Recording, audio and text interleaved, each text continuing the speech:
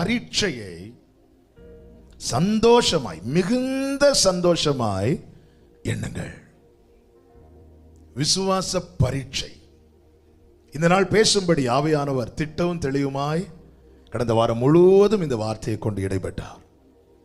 எபிரேயர் 12:1 சொல்லப்பட்டிருக்கிறது, அவர் விசுவாசத்தை துவங்குகிறவராகவும் முடிக்கிறவராகவும் இருக்கிறார். அடிக்கடி பயன்படுத்துகிற சில வார்த்தைகள் இன்றைக்கும் சொல்ல வேண்டி இருக்கிறது. அதில் ஒன்றுதான் இந்த விசுவாச துவக்கம், விசுவாச முடிவு. இது நடுவில் ஒரு ஓட்டம் நமக்கு நியமிக்கப்பட்டிருக்கிறது. அதுதான் நம்முடைய வாழ்க்கை, அதுதான் நம்முடைய ஆயுள், அவ்வளவுதான் நம்முடைய காலம். ஆமென். அறியாமை உள்ள காலங்களில் தேவன் காணாதவர் போல் இருந்தார். கிறிஸ்துவுக்குள்ளாய் மறுபடியும் பிறக்கப்பட்டோம், ஜனிப்பிக்கப்பட்டோம், புது சிருஷ்டியாக்கப்பட்டோம். இப்பொழுது நமக்கு தேவன் ஒரு புதிய துவக்கத்தை தந்திருக்கிறார். அது முதல், அதுக்கு முன்னாடி அநேக காரியங்களை கண்டும் காணாதவர் போல் இருக்கிறார்னா அது முதல் கவனம் வைக்கிறார். கவனம் வைக்கிறார். என் கண்களால் நான் அதை பார்த்து கொண்டிருக்கிறேன் என்று கர்த்தர் சொல்லுகிறார். இந்த விசுவாச ஓட்டத்திலே பரிசும் உண்டு, பரீட்சையும் உண்டு. ஆமென். விசுவாச ஓட்டத்தில் என்னெல்லாம் உண்டு? பரிசும் உண்டு, பரீட்சையும் உண்டு. விசுவாசத்தை பார்த்து கர்த்தர் சொன்னார், உன் விசுவாசத்தின்படி உனக்கு ஆக கடவுது. நீ விசுவாசித்தல்ல, உனக்கு இது கிடைக்கும். விசுவாசத்தால, விசுவாச ஓட்டத்தில் பரிசும் உண்டு, பலன் உண்டு. விசுவாசத்தின் பலன் உண்டு. அதே போல விசுவாச ஓட்டத்தில் பரீட்சையும் உண்டு. ஒவ்வொரு விசுவாசியும் இதை அறிந்து கொள்ள வேண்டும். ஆமென்.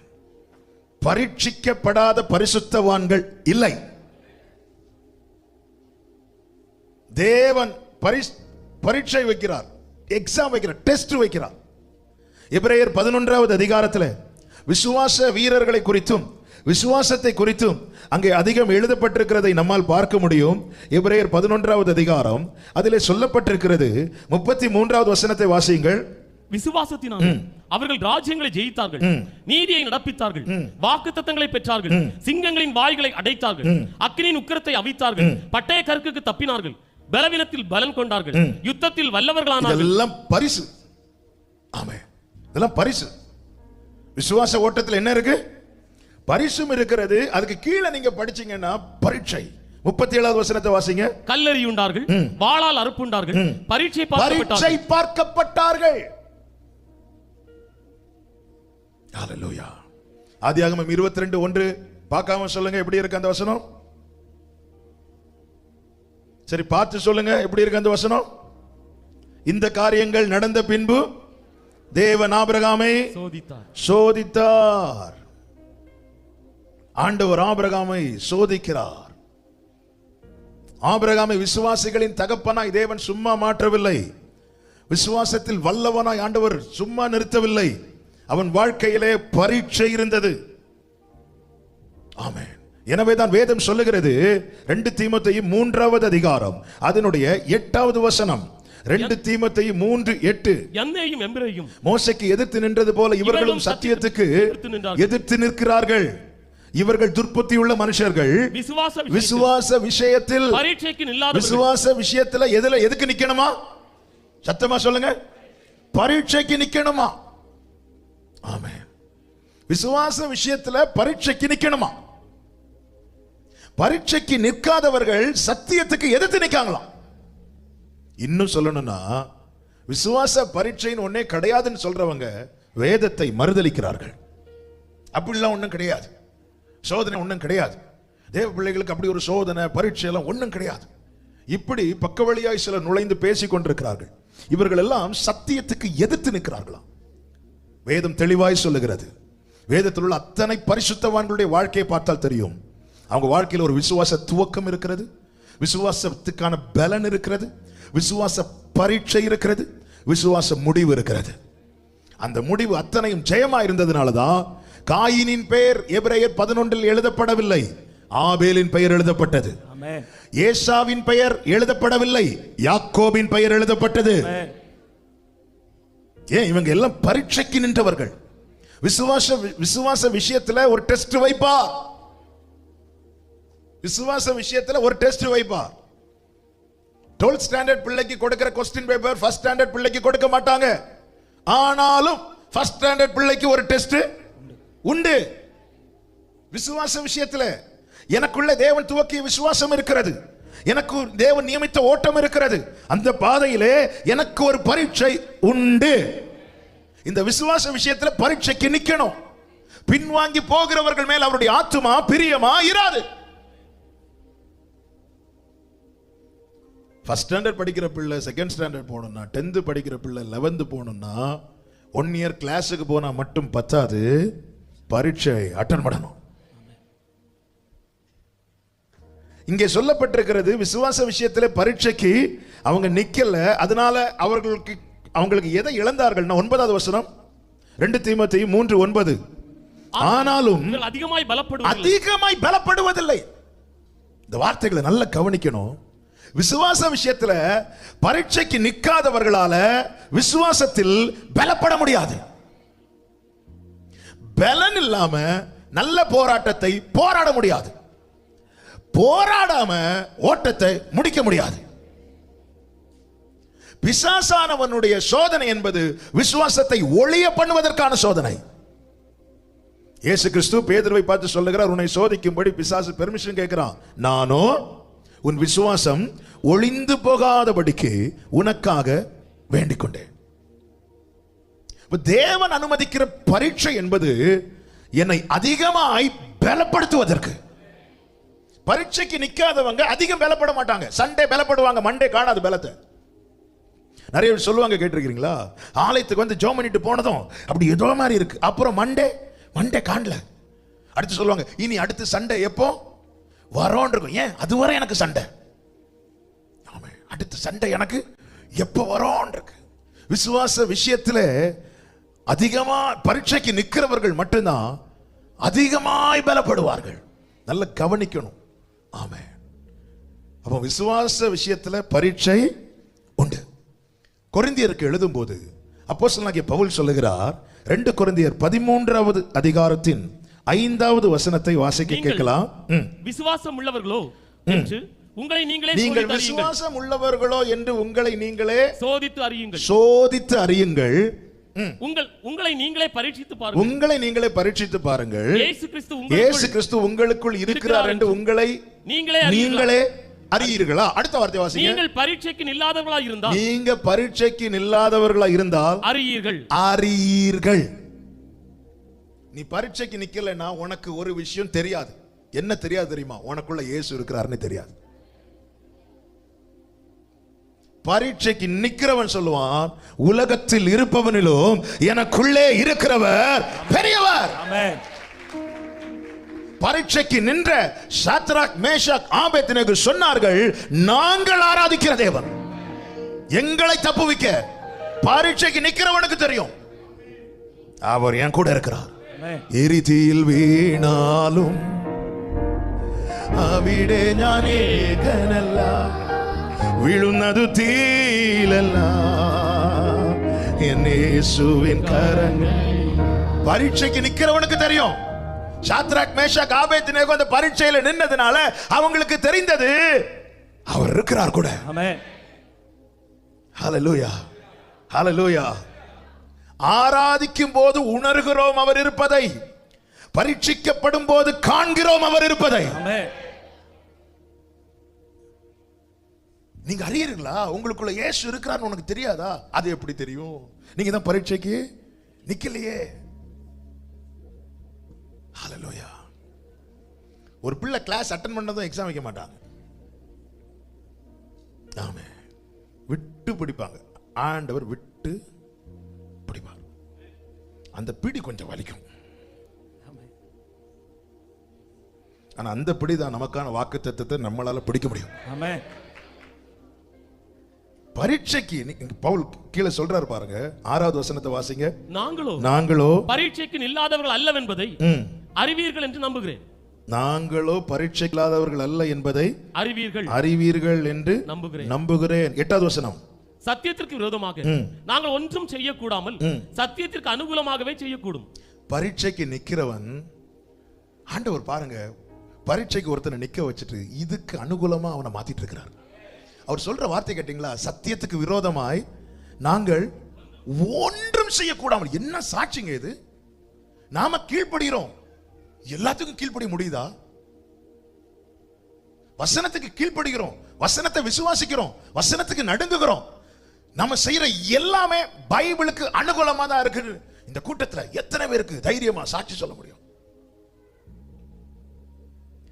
நாங்க சத்தியத்துக்கு விரோதமா எங்களால ஒண்ணுமே செய்ய முடியாது. ஏன் தெரியுமா?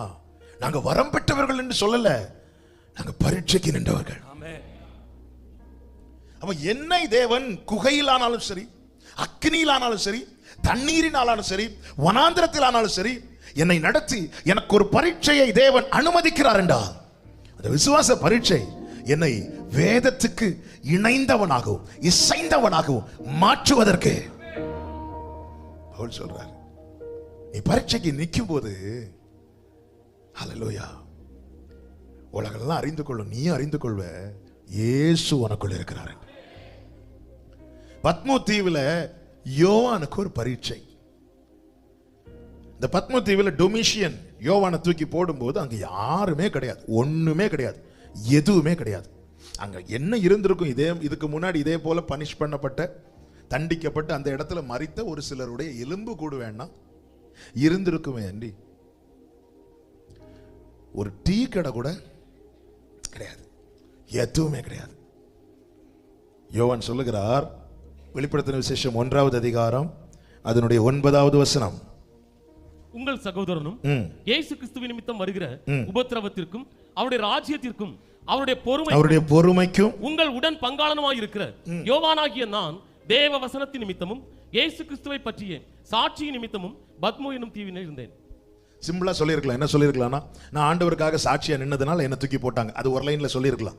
ஆனா யோவானுக்கல்ல பரிசுத்தவான்களுடைய நம்பிக்கை என்ன அப்படின்னா, அவருடைய பெர்மிஷன் இல்லாம எதுவும் என் வாழ்க்கையில வராது. எனவே அவர் எப்படி சொல்லுகிறார் என்றால், தேவ வசனத்தின் நிமித்தம்.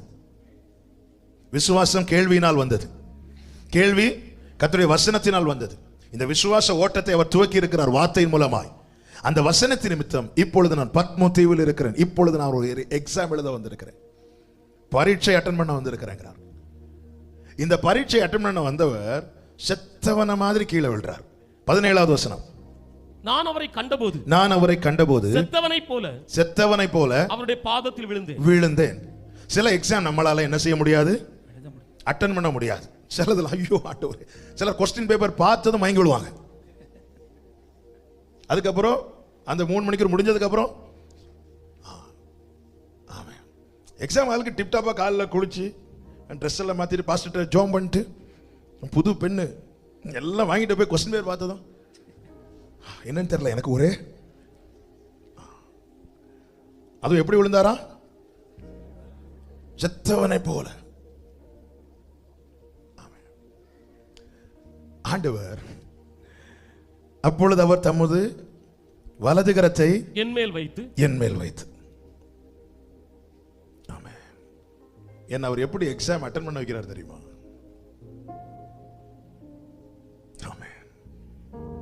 என் மேல வச்சு அடுத்த வார்த்தை பயப்படாதே, என்னை நோக்கி பயப்படாதே.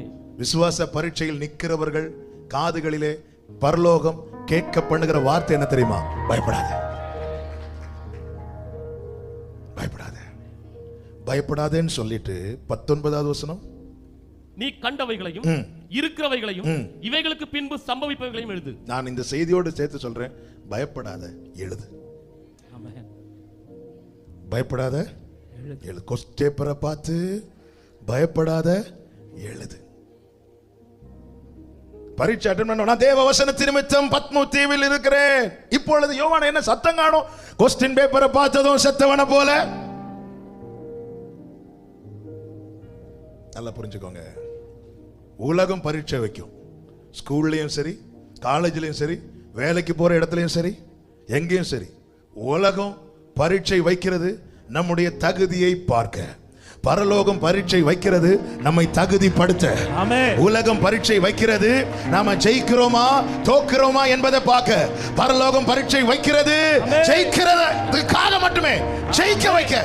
அதனாலதான் நான் என்னுடைய ஆன்சர் ஷீட்ல நான் எழுதும் போது அவருடைய கரம் என் மேல இருக்கும். ஹalleluya. தேவன் வைத்த விசுவாச பரீட்சையில தோற்று போனவர்கள் கிடையாது. ஏன்னா அவங்க அந்த எக்ஸாம தனியா அட்டெண்ட் பண்ண மாட்டாங்க. இதோ அல்பாவும் ஒமேகாவும் ஆதியும் அந்தமுமா இருக்கிறேன் என்று சொன்னவர் அவரோடு கூட இருப்பாங்க. ஷாத்ரக், மேஷக், ஆபேத்நேகோ அவர்களுடைய பரீட்சையை தனியா அட்டெண்ட் பண்ணல. தானியேலை சிங்கக்கேபில தூக்கி போட்டதும் அடுத்த நாள் வந்து ராஜா கேட்கிறான், நீ ஆராதிக்கிற தேவன் உன்னை தப்புவித்தாரான்னு அவனுக்கு தெரியுது. உள்ள தானியேல் மட்டும் இல்ல. தானியேலே, ஆமென். எப்படிங்க இருக்கும் வெளியே இருக்கிறவங்க? அதான் தூக்கி போட்டாச்சுல தானியேலை சிங்கக்கேபில தூக்கி போட்டு அடுத்த நாள் வந்து தானியேல்னு கூப்பிடுறாரு. ஆமென். என்ன விசுவாசம் அது? நிறைய வியாக்கியானங்கள் எல்லாம் சொல்லுவாங்க அது தானியேல் நைட்டு வழக்கம் போல ஜெபம் பண்ணி இருப்பார், அந்த ஜெப சத்தம் கேட்டிருக்கோம், எல்லாம் ரைட்டு தான். இருந்தாலும் சிங்கக்கேபில தூக்கி போட்டுட்டு கல்லை மூடிட்டு அடுத்த நாள் வந்து கல்லை திறந்து, தானியேலே, ராஜா சொல்லுங்க, அப்புறம் நல்லா இருக்கீங்களா? நம்ம படுக்கையிலிருந்து கொஞ்சம் லேட் ஆனாலே சிலர் வந்து நம்ம மூக்கு கிட்ட, இது தானியேலை சிங்கக்கேபில தூக்கி போட்டு அடுத்து என்ன ஒரு அணக்கம் இல்லை, இருந்தாலும் ஆள் இருக்கு.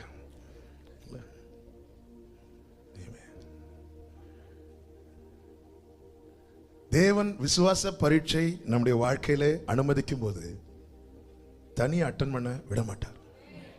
ஏன்னா அவருக்கு தெரியும், நீர் இல்லாமல் நான் இல்லை, நீர் இல்லாமல் நான் இல்லை, உம் நினைவில்லாமல்.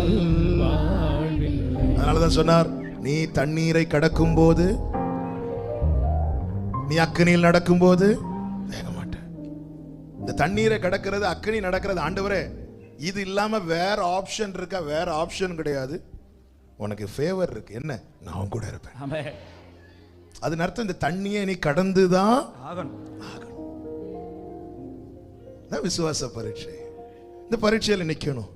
ஐயோ தண்ணீர் இருக்குன்னு சொல்லிட்டு நான் அந்த பரீட்சை அட்டன் பண்ணாம போயிட்டேன்னா நான் பலப்பட முடியாது. நான் பலப்பட முடியாம எனக்கு பாதையை நான் எப்படி கடக்க முடியும்?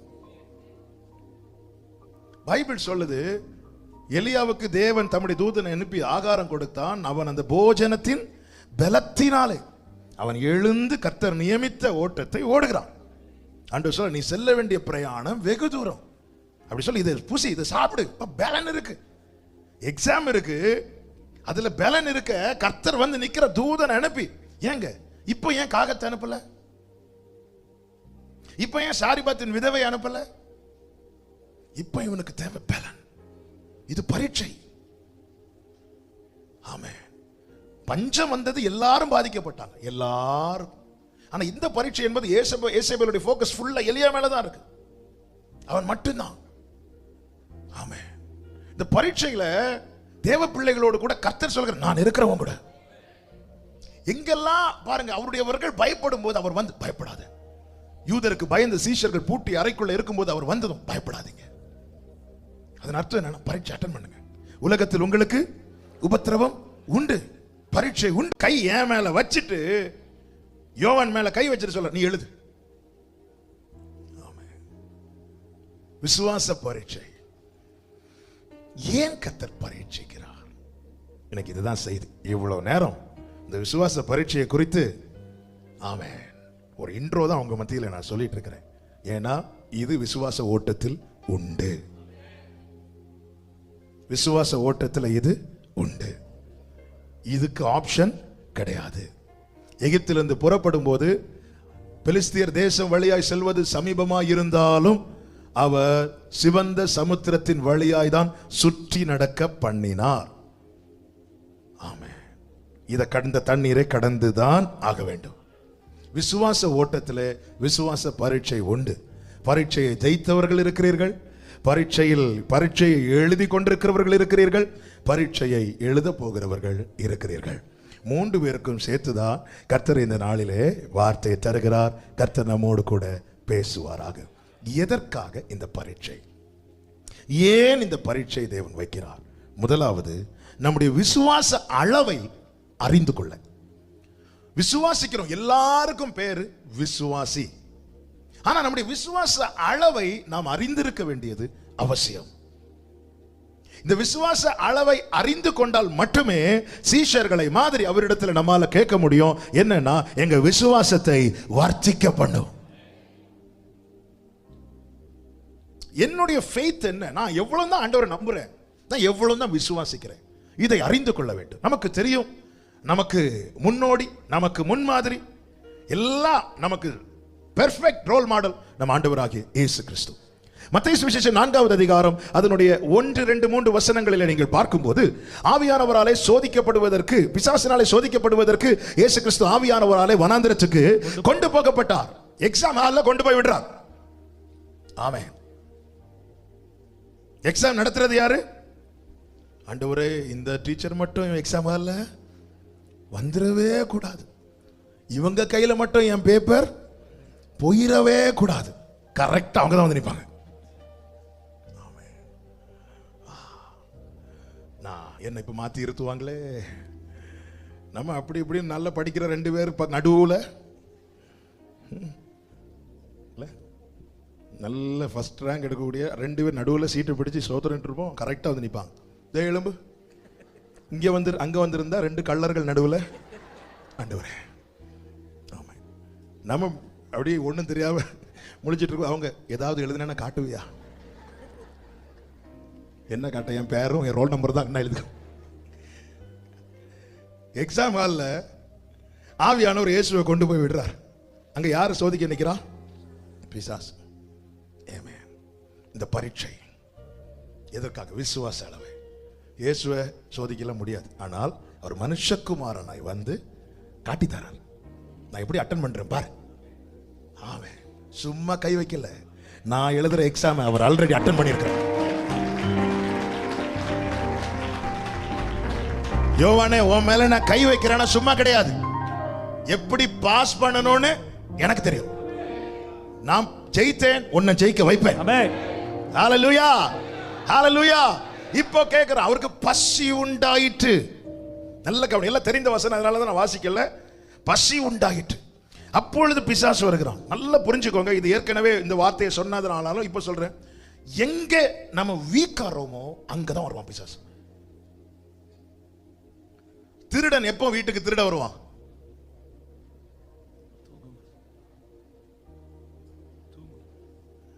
நேத்தா ராத்திரி. ஏன் ராத்திரி வரான்? எல்லாரும் ஸ்லீப்பிங் மோடுக்குள்ள போயிரும், அப்படியே தூங்கிரும். எங்கே நாம் செயலற்று அல்லது செயல் இழந்து அல்லது பலவீனப்படுகிறோமோ அந்த தருணத்தை தான் பிசாசு பார்த்துட்டே இருப்பான். பிசாசுக்கு பலம் கிடையாது, ஏன்னா சிலுவையில் அவன் கதையை முடிச்சிட்டார். ஆனா நம்முடைய பலவீனத்தை அவன் பலமா யூஸ் பண்ணுவான். அமலேக்கின் கை உயர்ந்த போது மோசையின் கை தாரவில்லை, மோசையின் கை தாழ்ந்த போது அமலேக்கின் கை உயர்ந்தது. இப்ப வந்து நிக்கிறான். இவர்கிட்ட என்ன இல்லைன்னா அப்பம் இல்லை. இப்பொழுது வந்து நிக்கிறான். என்ன சொல்லுகிற? நீ தேவனுடைய குமாரனை ஆனால் இந்த கல்லுகள் அப்பங்கள் ஆகும்படி சொல்லும் என்று சொல்லும் போது, இப்ப என்ன 40 நாள் உபவாசம், சாப்பாடு, அப்பம் இல்லை, ஒரு பிரெட் கூட, ஒரு துண்டு ரொட்டி இல்லை, பசி. அப்பொழுது இயேசு கிறிஸ்து சொல்லுகிற வார்த்தை 4வது வசனம், அவர் பிரதியுத்தரமாக, மனுஷன் அப்பத்தினாலே மாத்திரம் அல்ல, தேவனுடைய வாயிலிருந்து புறப்படுகிற ஒவ்வொரு வார்த்தையினாலும் பிழைப்பான் என்று எழுதியிருக்கிறதே என்றார். It is return. எழுதி இருக்குல்ல. இதை சிம்பிளா சொல்லணும்னா, வார்த்தை எப்படி இருக்கு? அப்போ இல்லைனாலும் வார்த்தை இருந்தா நான் சாக மாட்டேன், நான் பிழைப்பேன். அப்போ இல்லைனாலும், பணம் இல்லைனாலும், சுகம் இல்லைனாலும், ஆரோக்கியம் இல்லைனாலும், மற்றவர்களை மாதிரி ஞானம் எனக்கு இல்லைனாலும், திறமை இல்லைனாலும், எனக்கு வார்த்தை இருக்குமானால் நான் பிழைப்பேன். ஹalleluya. It is written. இது எழுதி இருக்குல்ல, நான் வாழ்வேன். இப்படி ஒரு சம்பவம் இங்க சொல்லப்பட்டிருக்கிறது. அப்படியே நீங்க பழைய ஏற்பாட்டில் வந்தீங்கன்னா 1 ராஜாக்கள் 17வது அதிகாரத்தில் அந்த சாரிபாத்தில் இருக்கிற விதவை 12வது வசனம் அவ சொல்ற வார்த்தையை கேளுங்க. அதற்கு அவள், பானையில் ஒரு பிடி மாவும் கலயத்தில் கொஞ்சம் எண்ணெயுமே அல்லாமல் என்னிடத்தில் ஒரு அடையும். இப்ப இவள்கிட்ட என்ன இருக்குது? அப்பம் இருக்கு. ஒரே லைன்ல சொல்லணும்னா அப்பம் சுடுறதுக்கு வேண்டிய மாவும் எண்ணெயும் இருக்கு. அப்ப என்ன இருக்கு சொல்லுங்க? அப்பம் இருக்கு. ஆனா இவ சொல்ற வார்த்தை என்ன? அடுத்து வாசிங்க. இதோ நானும் என் குமாரனும் சாப்பிட்டு செத்து போக. அப்பம் இல்ல. இயேசு சொல்றார் தனக்கான பரீட்சையில அப்பம் இல்லைன்னாலும் பிழைப்பேன். அப்பம் இருக்கு. இவ சொல்றா நாங்க செத்து போயிடுவோம். விசுவாச பரீட்சை தேவன் வைக்கிறது. உன்னுடைய விசுவாச அளவை என்ன? விசுவாச அளவு, விசுவாசத்தை எதை வைத்து இங்கே அளக்கப்படுகிறது தெரியுமா? நாம் எதை நம்முடைய ஜீவனாய் பார்க்கிறோம் என்பதை வைத்து அளக்கப்படுகிறது. ஆமென். அப்பம் இல்லைன்னாலும் நான் பிழைப்பேன். அப்பம் இருக்கு, ஆனாலும் நாங்க இதை சாப்பிட்டு அடுத்த வேளைக்கு அப்பம் இல்லை, அதனால நாங்க செத்து போக போறோம். நல்லா புரிஞ்சுக்கோங்க. பிழைப்பேனா சாவேனா என்பது அப்பத்தை வைத்து அல்ல, விசுவாசத்தை வைத்து. நான் பிழைப்பேனா நான் சாவேனா என்பது அப்பத்தை வைத்து அல்ல, விசுவாசத்தை வைத்து. ஹல்லேலூயா, ஹல்லேலூயா, ஹல்லேலூயா, ஹல்லேலூயா, ஆமென், ஹல்லேலூயா. அப்போஸ்தலனாகிய பவுல் சொல்லுகிறார் 2 கொரிந்தியர் 1:8 எங்களுக்கு நேரிட்ட உபத்திரவம், எங்களுக்கு நேரிட்ட உபத்திரவம் அது உங்களுக்கு தெரியாதிருக்க மனதில்லை, என்னவெனில் பிழைப்போம் என்கிற நம்பிக்கை அற்று போகத்தக்கதாக எங்கள் பலத்திற்கு மிஞ்சின அதிக பாரமான வருத்தம் எங்களுக்கு உண்டாயிற்று. என் பலத்துக்கு மிஞ்சின வருத்தம் வந்தபோது அது என்ன செய்யுதுன்னா என் நம்பிக்கையை அறுத்து விட்டுருது. பலத்துக்கு மிஞ்சின பாரம் வந்து நம்பிக்கை தொங்கிட்டு இருக்கு என் வாழ்க்கையில தான் அறுத்து விடுகிறது. அதனால சொல்லுகிறார் அடுத்த வசனம், நாங்கள் எங்கள் மேல் நம்பிக்கை இராமல் மரித்தோரை எழுப்புகிற தேவன் மேல் நம்பிக்கையா இருக்கத்தக்கதாக மரணம் வரும் என்று நாங்கள் எங்களுக்குள்ள உடனே நிச்சயித்தாச்சு. இந்த வெயிட் ஏறிட்டு இனி அவுட்டு, மரணம் வரும் என்று நிச்சயித்து இருந்தோம். அடுத்த வார்த்தை, அப்படிப்பட்ட மரணத்தினின்றும் அவர் எங்களை தப்புவித்தார், இப்பொழுதும் தப்புவிக்கிறார். அவ்வளவுதான். நேத்து அவர் செய்தார், இன்னைக்கு அவர் செய்தார். இப்பொழுது பவுல் இதுவரை எதை பார்க்கிறான் என்றால், பலத்துக்கு மிஞ்சின பாரம் வந்தபோது அதை பார்க்கிறான். அவ்வளவுதான், இதுல என் கதை முடிஞ்சது, இதுல இதோட என் வாழ்க்கை அவ்வளவுதான். இப்படி 1-2 அல்ல, வாழ்க்கை திரும்பி பார்த்த போது பல தருணங்களில் கர்த்தர் தப்புவித்ததை பார்த்து சொல்லுகிறான், இதே பிரச்சனை நாளைக்கு வந்தாலும் கர்த்தர் என்னை தப்புவிப்பார். 40 நாள் அப்பம் இல்லாமல் இதே வனாந்தரத்தில் இருந்தேன். நான் அவருடைய வார்த்தையினால் ஜீவனோடு இருக்கிறேன், பசியா இருக்கிறேன், உண்மைதான். ஆனா நான் ஜீவனோடு இருக்கிறேன். இயேசுவின் நாமத்திலே சொல்லுகிறேன், இந்த வேதம் முழுவதும் நீங்க பாத்தீங்கன்னா விசுவாச வீரர்கள் தரித்திரராய் இருந்தது உண்மைதான், வஸ்திரம் இல்லாமலும் இருந்தது உண்மைதான், ஆமென், வாதிக்கப்பட்டது உண்மைதான், நிந்திக்கப்பட்டது உண்மைதான். ஆனா ஒரு நபர் கூட சாப்பாடு இல்லாம பசியில செத்தது இல்ல, வஸ்திரம் இல்லைன்னு செத்தது இல்ல. இல்லாய்மையினால மரிக்க தேவன் ஒருவருக்கும் இடம் கொடுக்க மாட்டார். இது இல்ல, அதனால இவங்க செத்தாங்க. குளிர்ல இருந்தார் பவுல, நிர்வாணப்படுத்தி இது குளிர் நேரத்தில் வெளியே தூக்கி போட்டாங்க. ஹல்லேலூயா. நமக்கு ஃபேன் கொஞ்சம் ஸ்பீடா ஓட்டினாலே 2 பெட்ஷீட் கேக்குது. இருந்தார், சாகல பவுல். ஹல்லேலூயா, ஹல்லேலூயா, ஹல்லேலூயா. தாவீது அப்படி நெருக்குனாங்க. வனாந்திரத்தில் எங்கெங்க சாப்பாடு தாவீதுக்கு? தாவீது வேட்டையாடுறவன் கிடையாது, மேய்ப்பன். அவனுக்கு அப்ப வேட்டையாட மாட்டான். எங்க போய் யார்கிட்ட சாப்பாடு வாங்குவான்? எவ்வளவு நாள் பசியா இருந்திருப்பான், தூக்கம் இல்லாம இருந்திருப்பான். தாவீது என்ன சொன்னார் தெரியுமா? கர்த்தர் என்னை சாவுக்கு ஒப்பு கொடுக்கவில்லை, கர்த்தர் என்னை சாவுக்கு ஒப்பு கொடுக்கவில்லை.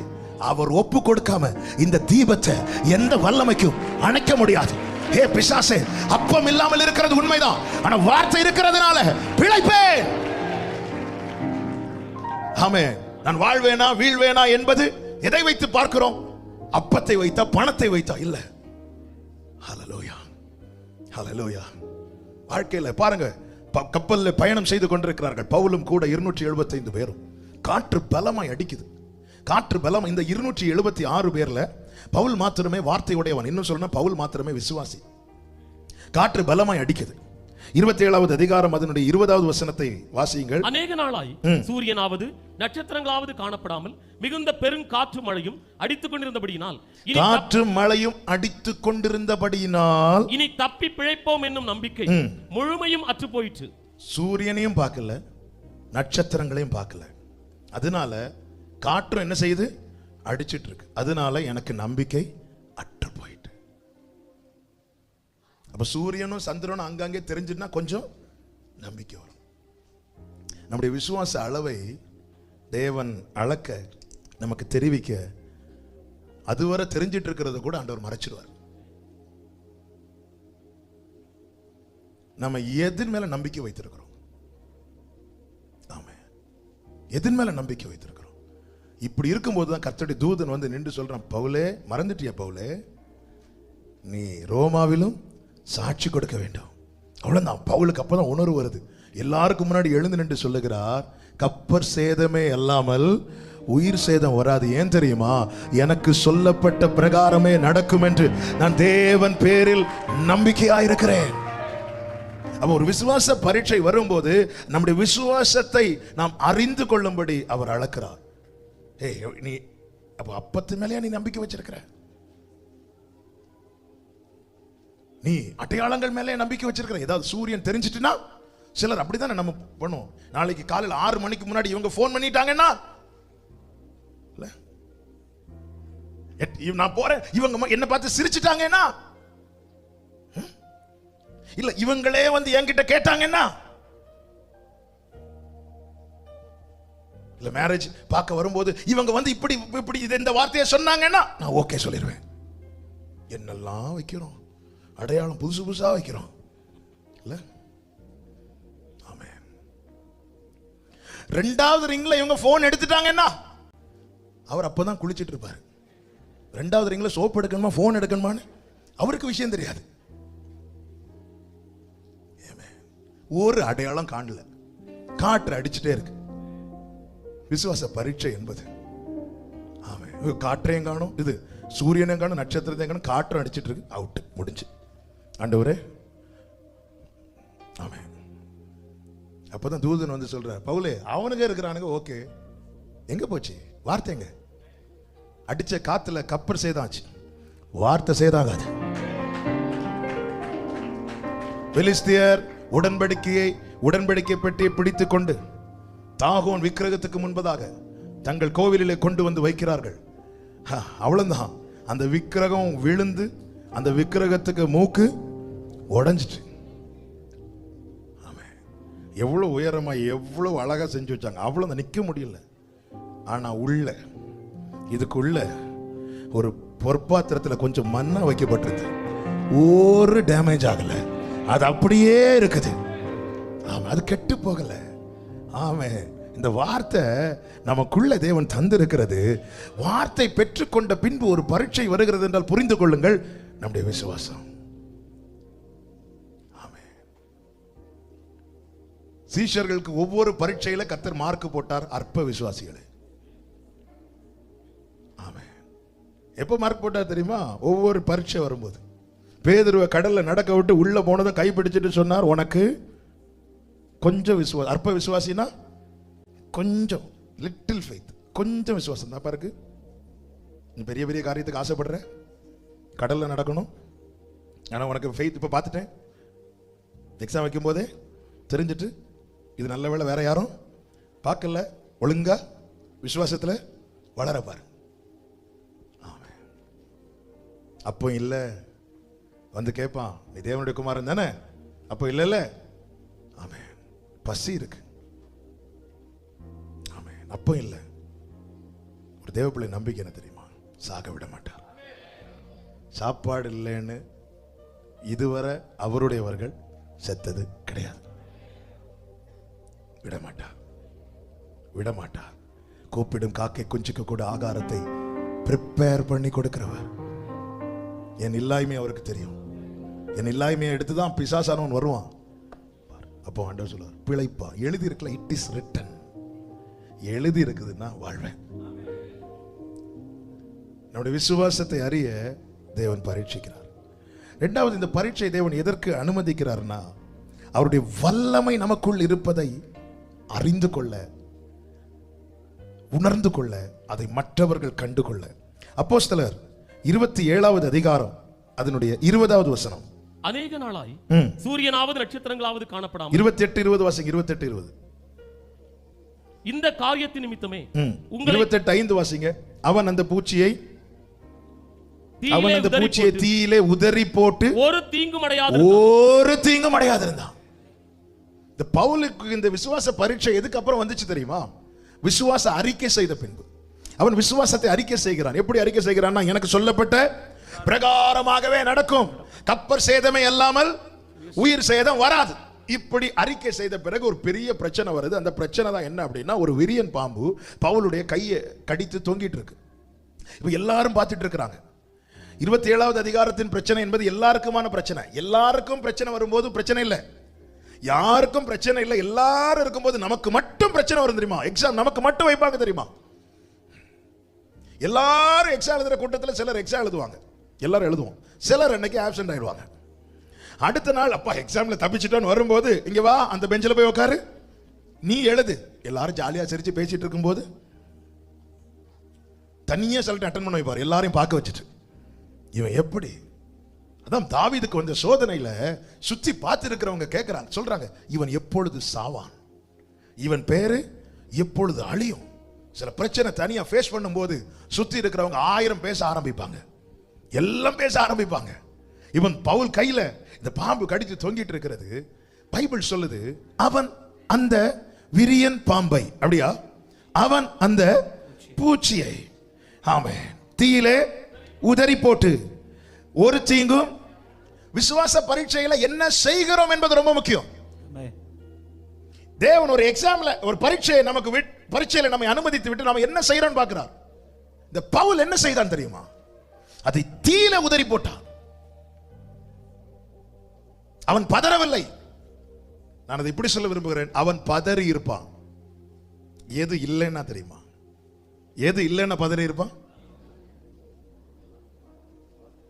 அந்த வசனத்தில் இருக்கிறத சொல்லுங்க.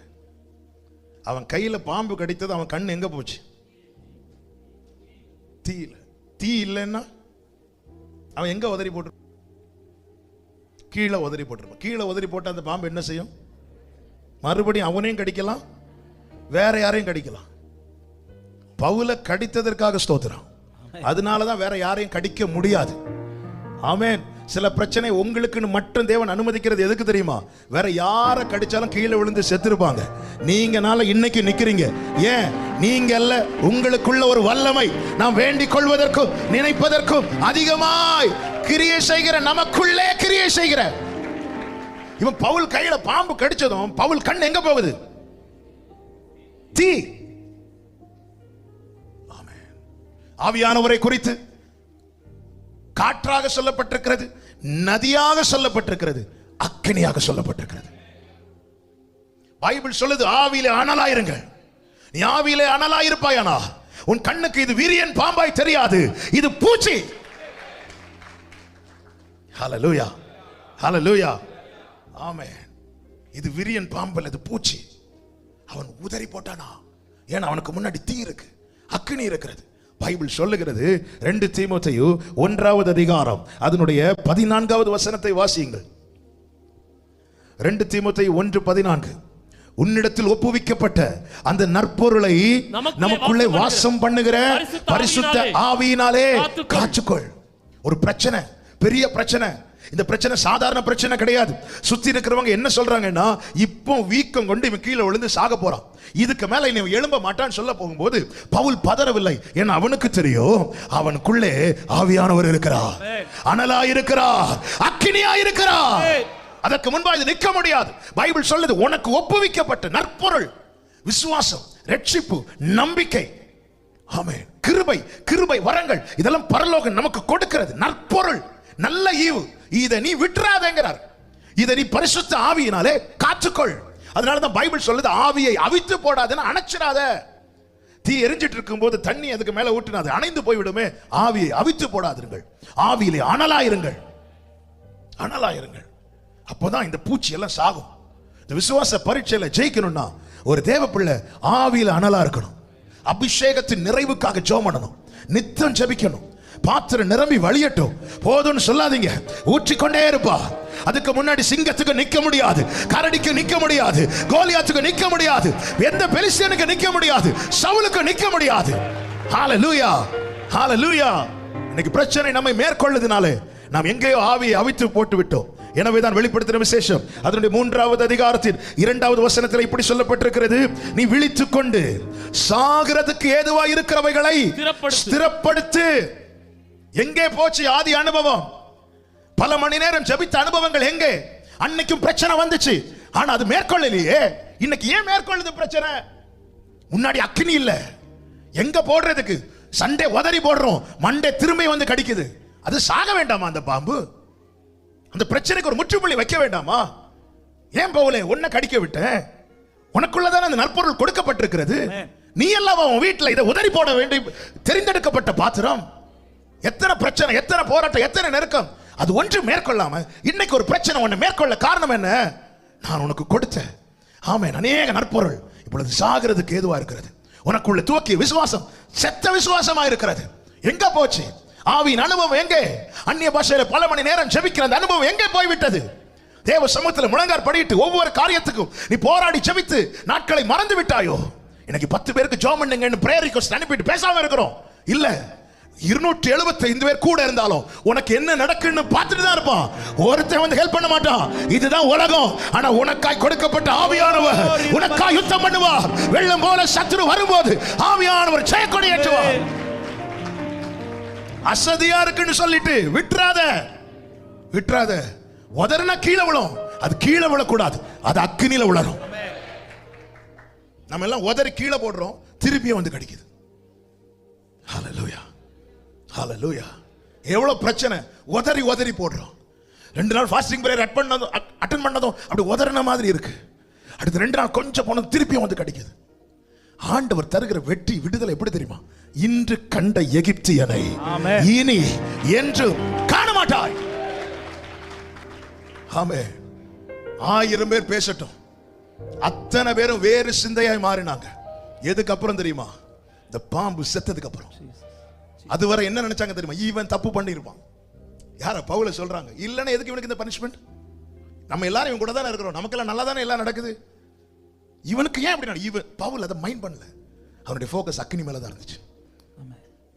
உங்க ஃபோக்கஸ் உங்க அதான். நீங்க உங்களை பரீட்சித்து பாருங்க, உள்ள இருக்கிறாரா? எங்க போச்சு? எங்க போச்சு? ஆவி அவித்து போட்டுட்டோமா? சாகிறதுக்கு எதுவா இருக்கிறதா? 1 மணி நேரம் ஜெபம், 50 நிமிஷம், 40 நிமிஷம், 30 நிமிஷம், கொஞ்சம் கொஞ்சமா ஆக்சிஜன் லெவல் குறையிற மாதிரி எல்லா அனுபவம். அதான் ஆண்டவர், நீ விழித்துக்கொள், இனியும் தூங்கிட்டு இருந்தா எல்லாம் செத்துரும்பா, எல்லாம் செத்துரும். இந்த 275 பேர் நினைச்சாங்க பாத்தியா, நீ ஏதாவது தப்பு பண்ணிருப்பேன்னு. அது உண்மையாயிரும். நான் அப்படி ஒண்ணு விடக்கூடாது, அப்படி நடக்க கூடாது. இன்னைக்கு என்னை சுற்றி நினைக்கிறவர்கள் 1000 தப்பா நினைக்கலாம், அது உண்மையாக கூடாதுன்னா சாகிறதுக்கு ஏதுவா இருக்கிறவர்களை நீ ஸ்திரப்படுத்து. ஆவியானவர் சபைகளுக்கு சொல்லுகிறதை காதுள்ளவன் கேட்க கடவர். உங்களை பத்தி ஒண்ணு தப்பா சொல்றாங்க, ஏன்? சில பிரச்சனை அவங்க கண்ணுக்கு முன்னாடி தெரியறதுனால. பவுல் அந்த ஜனங்களுக்கு நன்மையா விறகு எடுத்து போட வரான். தப்பு பண்ணி அந்த பாம்பு கையில கடிக்கல, ஒரு நன்மை செய்யப்போ இந்த பாம்பு கையில கடிச்சிட்டு. அவங்க விறகு எடுத்து போட வந்ததை பார்க்காம இவ்வளவு காலம் பவுல் செய்த நன்மை. பவுலால தான் கப்பல்ல இருந்து இதுவரை வந்தோம். இல்ல எல்லாரும் நம்பிக்கை இழந்து இருக்கும் போது, யாரும் சாப்பிடாம இருக்கும் போது எல்லாரையும் சாப்பிட வைக்கிறான் பவுல். பயப்படாதீங்க, என் நிமித்தம் உங்களுக்கு தயை கிடைத்தது. பவுலால தான் எல்லாரும் இன்னைக்கு உயிரோடு இருக்கிறாங்க. இவ்வளவு நன்மை செய்தோம், அது எதுவுமே இவங்க சிந்தையில கொண்டு வராம இந்த ஒரு விஷயத்தை வச்சு நாம ரிசல்ட் எழுதுறாங்க. இவன் சபிக்கப்பட்டவன், இவன் தண்டனைக்குரியவன், ஏதோ பண்ணிட்டு வந்துட்டான். பவுலுடைய ஃபோக்கஸ் அக்கினி மேல மட்டும்தான் இருந்துச்சு. அக்கினி இல்லைன்னா பவுல் பதறி இருப்பான். இதை நான் எங்க உதறி போடலாம் ஆண்டவரே? அவன் நான் உதறி போட்டா திரும்பியும் வந்து கடிக்குமே. இல்ல ஆண்டவரே, நிரூபிக்கணும், நான் உம்முடையவன் என்று நிரூபிக்கணும். இந்த விசுவாச பரீட்சை எதுக்கு தெரியுமா? நீ யார் என்பதை நிரூபிக்க. உன்னை சுற்றி நினைக்கிற நினைவுகள் எல்லாம் ஒண்ணு இல்லைங்கிறத ப்ரூவ் பண்ண. அக்கினி ஆவியில் அனலாயிருங்க. இழந்த அனுபவத்தை திரும்ப கேளுங்க, ஜெப அனுபவத்தை திரும்ப கேளுங்க. ஹalleluya. இந்த வல்லமை நமக்குள்ள. கடந்த நாள் ஆவியானவர் நல்ல தெரிந்த வசனம் ஆனாலும் ஆண்டவர் சமயத்துக்கு கேட்ட வார்த்தையை தந்து பலப்படுத்துகிறவர், நம்மை உணர்வுள்ளவர்களாய் மாற்றுகிறார். ஆமென். ஆண்டவருக்கு என்னெல்லாம் செய்ய முடியும் சொல்லுங்க? தெரிஞ்சத சத்தம் அடிங்க. எல்லாம் செய்ய முடியும். எல்லாம் செய்ய முடியுமா? நமக்கு எல்லாம் செய்யறாரா? எல்லாம் செஞ்சாச்சா? இல்ல. ஏன் இல்ல? இதுதான் ஆவியானவர் கடந்த நாளில் பேசினார். ஆமென். எபேசியர் 3வது அதிகாரம் 20. நாம் வேண்டிக் கொள்ளுகிறது, இந்த வார்த்தை நல்ல கவனிக்கும். நாம் வேண்டிக் கொள்ளுகிறதற்கும் நினைக்கிறதற்கும் மிகவும் அதிகமாய் நமக்குள்ளே கிரியை செய்கிற வல்லமையின்படியே நமக்கு செய்ய வல்லவராகிய அவருக்கு. அவர் சர்வ வல்லவர். ஆனா நமக்கு எதை தான் செய்வார்னா, நமக்குள்ளே கிரியை செய்கிற வல்லமையின்படிதான் செய்வார். அவர் சர்வ வல்லவர்னால எனக்கு எல்லாம் செய்வார்னு இல்ல, எனக்குள்ளே கிரியை செய்கிற வல்லமையின்படிதான் அவர் செய்வார். அவர் ஊட்டின அபிஷேகம், அவர் தந்த பரிசுத்த ஆவியானவர், அவரை நான் துக்கப்படுத்திட்டே இருப்பேன்னா பரலோகம் எனக்காக வேலை செய்யறது அப்படி கொஞ்சம் கொஞ்சமா ஸ்டாப் பண்ணும். எனக்குள்ளே அவர் துவக்கின விசுவாசம் எந்த அளவுக்கு, அந்த விசுவாசத்தின் வல்லமை, அந்த ஜெபத்தின் வல்லமை, ஆவியின் வல்லமை, அது எந்த அளவுக்கு இங்க ஆக்டிவா இருக்குதோ அந்த அளவுக்கு நான் பெற்றுக்கொள்வேன். இது செத்துட்டுனா எல்லாம் ஸ்டாப் ஆயிரும். அதனாலதான் சபைக்கு சொல்றாரு, சாகிறதுக்கு ஏதுவா இருக்கிறத ஸ்திரப்படுத்து. எனக்குள்ள எவ்வளவு கிரியை செய்யுதோ அதான் உள்ளான மனுஷன் நாளுக்கு நாள் புதிதாக்கப்படணும். உள்ளான மனிதன் நாளுக்கு நாள் புதிதாக்கப்படணும். அந்த ஆவி மனிதன் வளரணும். ஆவி மனிதன் வளர்ந்தா மட்டும்தான் பரலோகம் முழு மூச்சா எனக்கா வேலை செய்யும். அப்போ அந்த ஆவி மனிதன் வளரணும்னா அதே வசனத்தில் ஆன்சர் இருக்கு. என்ன? நாம் வேண்டிக் கொள்ளுகிறதற்கும் ஜெபம். அடுத்த வார்த்தை நினைக்கிறதுக்கு. எதை நினைக்கணும்? கர்த்தருடைய வேதத்தில் பிரியமா இருந்து இரவும் பகலும் அதில் தியானமா இருக்கிறன்னா அதையே நினைச்சிட்டு இருக்கிறவன். அப்போ எனக்குள்ள வல்லமை கிரியை செய்யணும்னா ஜெபமும் வேத தியானமும் எவ்வளவுக்கு எனக்கு இருக்குதோ அவ்வளவுதான் எனக்குள்ள வல்லமை கிரியை செய்யும். இது கட் ஆயிட்டுனா உள்ள வேலை நடக்காது. உள்ள வேலை நடக்கலைன்னா பரலோகம் வேலை செய்யாது. அவங்களுக்கு அப்படி பண்ணீங்களே, இவங்களுக்கு இப்படி பண்ணீங்களே, அவங்க இப்படி செஞ்சாங்களே, இப்படி நடத்தினீங்களே அவங்களுக்குள்ள ஒரு வல்லமை கிரியை செய்யுது. அதனாலதான் உன்னிடத்தில் ஒப்புவிக்கப்பட்ட நற்பொருளை அந்த பரிசுத்த ஆவியினாலே காத்துக்கொள். இங்க எல்லாம் அவுட் ஆயிட்டுனா பாடலாம் சர்வ வல்லவர்னு பைபிள் சொல்லுது. உனக்கு நான் எப்படி செய்வேன் தெரியுமா? உனக்குள்ள இருக்கிற வல்லமையின் படிதான் நான் செய்வேன். உனக்குள்ள கிரியை செய்கிற வல்லமை. எனக்குள்ளே அவர் கிரியை செய்யணும்னா நான் நினைக்கணும், நான் வேண்டிக் கொள்ளணும். அன்றாட வாழ்க்கையில நீங்க எவ்வளவு பிஸியா இருக்கலாங்க, இந்த அனுபவம் குறைய குறைய எல்லாம் அப்படி அந்த லாஸ்ட் மூச்சு, நல்ல ஆக்சிஜன் லெவல் நல்லா இருந்துட்டு இருந்து கொஞ்சம் கொஞ்சமா குறைய ஆரம்பிச்சு. கொஞ்சம் குறையுதுன்னு தெரிஞ்சதும் அதை கூட்டுறதுக்கு என்னெல்லாம் பண்றோம் நமக்கு தெரியுது. ஆமே, நல்ல சாகிறதுக்கு எதுவா இருக்கிறது என் ஜெப லைஃப் எல்லாம் லாஸ்ட் ஸ்டேஜில் இருக்குது, வென்டிலேட்டர் கொடுக்கிற ஸ்டேஜில் இருக்கு. தெரிஞ்சதுக்கு அப்புறம் நம்ம அசதியா இருப்போம். அவங்க சாகட்டுன்னு தானே அர்த்தம். ஒருத்தங்களுக்கு ஆக்சிஜன் இல்லை, அவங்க சாக கிடக்குறாங்க, மூச்சுட முடியல, இழுத்துட்டு இருக்கிறாங்க, நம்ம வீட்டில் இருக்கிறாங்க, கஷ்டப்படுறாங்கன்னு தெரிஞ்சதுக்கு அப்புறமும் நம்ம அசதியா இருக்கிறோம்னு அதன் அர்த்தம் அவங்க சாகட்டும். அதுதான் அர்த்தம். சாகிறதுக்கு ஏதுவா இருக்கிற உள்ளான மனுஷன் செத்துட்டானா, நம்முடைய விசுவாசம் எல்லாம் செத்ததாயிட்டுனா பரலோகம் கதறினாலும் வேலை செய்யாது. சும்மா 4 பேரை வச்சு ஜோம் பண்ண வச்சாலும் கதை நடக்காது. அவங்க வரம் பெற்றவங்க. இவங்கள்ட்ட ஒரு பிரேயர் பாயிண்ட், நீதிமானுடைய ஊக்கமான வேண்டுதல் பலன் உள்ளது இல்லைன்னு இல்லை, ஆனா சாகிறதுக்கு ஏதுவானதை நாம ஸ்திரப்படுத்தாம நான் இப்படிதான் இருப்பேன் சொல்றார். சில பரீட்சை நீ அறிந்து கொள். உன்னுடைய விசுவாச அளவை அறிய சோதிக்கிறார். உன்னுடைய ஆவியின் அனுபவத்தை அறிய தேவன் சொல். நீ எந்த அளவுக்கு அனலா இருக்கிறார். பவுலுடைய போக்கஸ் நெருப்பு மூட்டுறதுல தான் இருந்துச்சு. நல்லா புரிஞ்சுக்கோங்க. இந்த பாம்பு மற்ற 275 பேரை விட்டு பவுலை கடிக்க காரணம் என்ன தெரியுமா? அதுக்கு தெரிஞ்சிட்டு இவன் தான் நமக்கு கண்ணி வைக்க போறான். அங்க நெருப்பு மூட்டினது யாரு? பவுல். ஹல்லேலூயா. ஏன் மற்றவங்க எல்லாம் விட்டுட்டான் தெரியுமா? ஆல்ரெடி அவங்க எப்படிதான் இருக்கிறாங்க? செத்து தான் இருக்கிறாங்க. உங்க ஜெப லைஃப் எங்க? நம்ம ரீசன் எழுதி வைக்கிறோம், பட் போயிட்டே இருக்கு. ஆக்சிஜன் லெவல் குறைஞ்சிட்டே இருக்குது. போயிட்டுனா அதுக்கப்புறம் உதற கூட பேலன் இருக்காது. நம்ம உதறி ஜெயிச்சாதானங்க அடுத்த தலைமுறை பார்த்து எழுப்பி நிக்க முடியும். விசுவாச பரீட்சை கர்த்தர் அனுமதிக்கிறது. இந்த சர்ப்பத்தை இனி பார்க்க கூடாது. பாம்பு கடிக்கிறது, இனி இவனை யாருமே பார்க்க கூடாது. கர்த்தர் அனுமதிக்கிறது, இனி இந்த பாம்பை யாரும் பார்க்க கூடாது. எல்லாரும் கண்களை மூடி, முடிந்தால் முழங்காற்படியிட்டு அல்லது எழுந்து நின்று ஆமென். அப்படியே தேவ சமூகத்தில் உங்களை ஒப்பு கொடுத்து, எந்த அனுபவம் செத்த சாவுக்கு ஏதுவா இருக்கிறது, ஒரு 2 நிமிஷம் நீங்க ஜெபம் பண்ண போறீங்க. மனதார உண்மையா ஜெபம் பண்ண போறீங்க. ஹல்லேலூயா. ஆண்டவரே, ஆதியில் இருந்த ஆமென், இந்த நாளிலே உயிர்ப்பிக்கிற ஆவியானவர் நம்ம மத்தியில செவாடி கொண்டிருக்கிறார். அபிஷேகம் பெற்றவங்க அப்படியே கொஞ்சம் அந்நிய பாஷையில கொழுந்து விட்டு எரியட்டும் இந்த அக்கினி. உன் குடும்பத்தில் பல நாட்களாய் போராடி கொண்டிருக்கிற இந்த லிவியாத்தான் நீண்ட பாம்பை கர்த்தர் வெட்டி போட விரும்புகிறார். கர்த்தர் வெட்டி போட விரும்புகிறார்.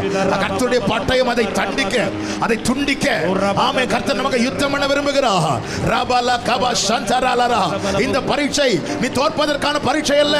சுற்றி இருக்கிறவங்க சொல்றதை வச்சு நீ தீர்மானிக்காத. நீ அக்கினியில் கவனம் செலுத்து. நீ அக்கினி மூட்ட கவனம் செலுத்து.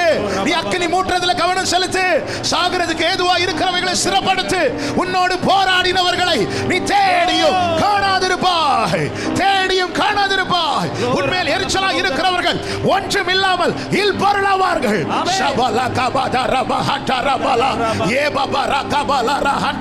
உனக்கு விரோதமாய் உருவாக்கப்படுகிற எந்த ஆயுதமும் வாய்க்காதே போகும். வாய்க்காதே போகும். உனக்கு விரோதமாக எழும்புகிற எந்த நாவும் குற்றப்படுத்தப்படும். இந்த பரீட்சை நீ தோற்பதற்கான பரீட்சை அல்ல. நீ அதை உதறி போடுவதற்கான பரீட்சை. நீ ஜெயிப்பதற்கான பரீட்சை. சாகிறதுக்கு ஏதுவான ஸ்திரப்படுத்து. ஆண்டவர்ட்ட கேளு. அந்த ஆதி அனுபவம் வேணும். உள்ளான மனுஷன் புதிதாக்கப்படணும். அந்த ஜெப ஜீவியம், அந்த வேத ஜீவியம், அந்த சாட்சி வாழ்க்கை.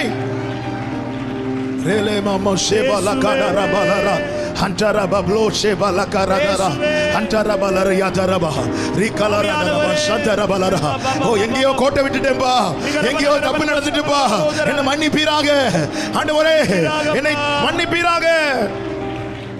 ஜீசஸ், ஜீசஸ், உயிர்ப்பியும் ஆண்டவரே, உயிர்ப்பியும் ஆண்டவரே.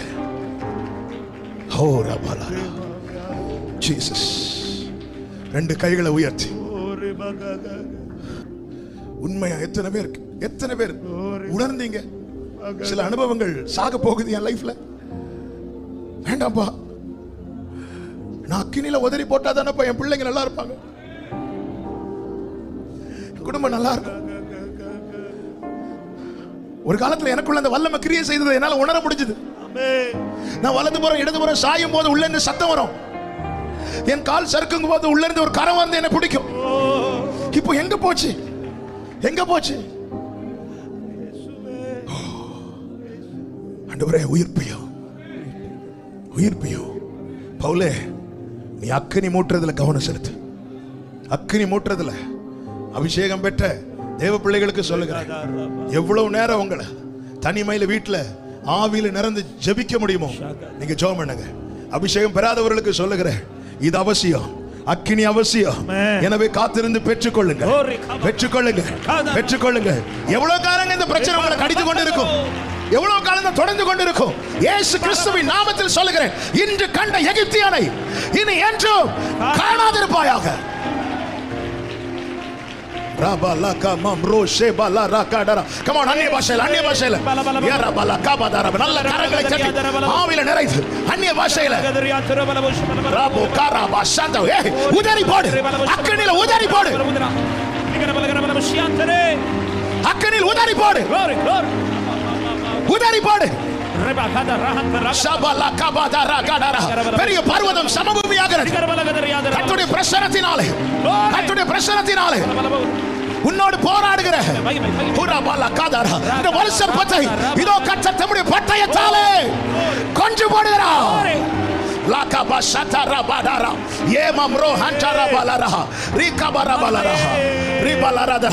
உன் குடும்பத்தில் நெடுநாளாய் தொடர்ந்து கொண்டிருக்கிற அந்த பிரச்சனையை உதறி போடு, அக்கினியில உதறி போடு.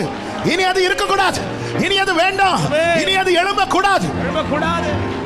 Remala hantara bakara badaraba riba babala rasatara yera hantara kababa hantarela hantara ora balara ora basatara bah ribalara ora kadara bah ora balara santara balariantara rima bro hantara rika balariantara baurebe ye balara kadara bah. Jesus Jesus Jesus Jesus, நான் உதறி போடுகிறேன் இயேசுவின் நாமத்திலே. அப்போ இந்த அக்கினியில உதறி போடுகிறேன். ஓ, அது அடையாளமாக வலது கரத்தை அப்படி உதறுங்க பார்க்கலாம். இந்த பிரச்சனையை உதற ஆண்டவரே, இத உதறி போடுற ஆண்டவரே. ஷகரபா மகரா ஏகரபா ஹண்டரபா ப்ரோ. Jesus Jesus Jesus. ஹalleluya ஹalleluya. ஆவியிலே அனலாயிருங்கள், அனலாயிருங்கள். ஒரு பிரச்சனை திரும்ப திரும்ப வந்து கடிக்குதுன்னா, ஆமே, நமக்குள்ள சரியா இன்னும் கிரியை நடக்கல. ஆமா, இழந்து அநேக அனுபவங்கள் தோய்ந்து கொண்டிருக்கிறது. அன்னைக்கு நெருக்கத்தில் இருந்தோம், உள்ளான மனுஷன் வல்லமையா இருந்தான். இப்ப கொஞ்சம் விசாலம் வந்ததும் உள்ளான மனுஷனுக்கு ரெஸ்ட் கொடுத்துட்டோமா? நோ, இந்த தப்பு பண்ணக்கூடாது, இந்த தப்பு பண்ணக்கூடாது. ஹalleluya. அன்னைக்கு ஒண்ணு இல்லாம இருந்தோம், எல்லாரும் காரி துப்புற நிலையில இருந்தோம். ஆனா உள்ள இருக்கிற வல்லமை, ஹalleluya, உள்ள இருக்கிற நம்பிக்கை, இன்னைக்கு விசாலத்துல கொண்டு வந்து வச்சதும் ஜெப வாழ்க்கையில சாகிறதுக்கு ஏதுவா இருக்கா? இருக்கக்கூடாது. ஆதி அனுபவம் வேணும்னு கேளுங்க. அதிகாலையில் நான் முந்தி எழுந்து ஜெபித்தேனே, இப்ப முடியலையே. ராத்திரி நேரத்தில் ஜெபத்துல தரித்திருந்தேனே, இப்ப முடியலையே. வேதத்தை பல மணி நேரம் வாசித்தேனே, இப்ப முடியலையே. சாகிறதுக்கு ஏதுவா இருக்கிறவைகளை ஸ்திரப்படுத்து. கர்த்தர் நல்லவர், கர்த்தர் நல்லவர், கர்த்தர் நல்லவர். நல்ல தகப்பனை, இரக்கமுள்ள பிதாவே, நன்றியோடு துதிக்கிறேன். எங்களோடு நீர் இடைப்பட்டு கொண்டிருக்கிற நம்முடைய மேலான கிருபைகளுக்காய் ஸ்தோத்திரம். ஆண்டவரே, எங்களை வீழ்த்துவதற்கோ, ஆண்டவரே, எங்களை சிறுமைப்படுத்துவதற்கு அல்ல நீர் விசுவாச பரீட்சை வைக்கிறது, எங்களை தகுதி உள்ளவர்களாக்கவும். ஆண்டவரே, அப்ப நாங்கள் எங்கள் நிலையை அறிந்து எங்களை மாற்றிக்கொள்ளவுமே இந்த விசுவாச பரீட்சை வைக்கிறீர். ஆண்டவரே, அப்பா, இதுல நீங்க கூட இருக்கிறீங்க, நம்பிக்கையில தான் முன் சொல்லுகிறோம். ஆண்டவரே, சாகிறதுக்கு ஏதுவா இருக்கிற எல்லா ஆவிக்குரிய அனுபவங்களும் ஒவ்வொருடைய வாழ்க்கையிலும் உயிர்ப்பிக்கப்படுவதாக, உயிர்ப்பிக்கப்படுவதாக, உயிர்ப்பிக்கப்படுவதாக. இயேசு கிறிஸ்துவின் நாமத்தில் இந்த வார்த்தைகளை சொல்லி சபையை வாழ்த்துகிறேன். இதில் இணைந்திருக்கிற ஒவ்வொருவரை வாழ்த்துகிறேன். கர்த்தர் ஆட்கொள்ளுங்க, ஆசீர்வதியும், சமாதானத்தோடு அனுப்பும். வல்லமையுள்ள கரங்களில் தாழ்த்துகிறோம். மகிமை கனமும் ஒருவருக்கே செலுத்துகிறோம். இரட்சகர் இயேசு கிறிஸ்துவின் நாமத்தில் பிதாவே, ஆமென். சேர்ந்து சொல்லுவோம். என் ஆத்துமாவே கர்த்தரை ஸ்தோத்திரி, முழு உள்ளமே அவருடைய பரிசுத்த நாமத்தை ஸ்தோத்திரி. என் ஆத்துமாவே கர்த்தரை ஸ்தோத்திரி, கர்த்தர் செய்த சகல உபகாரங்களை மறவாதே. ஆமென். ஹalleluya. God bless you. கர்த்தர் உங்களை ஆசீர்வதிப்பாராக. ஆமென்.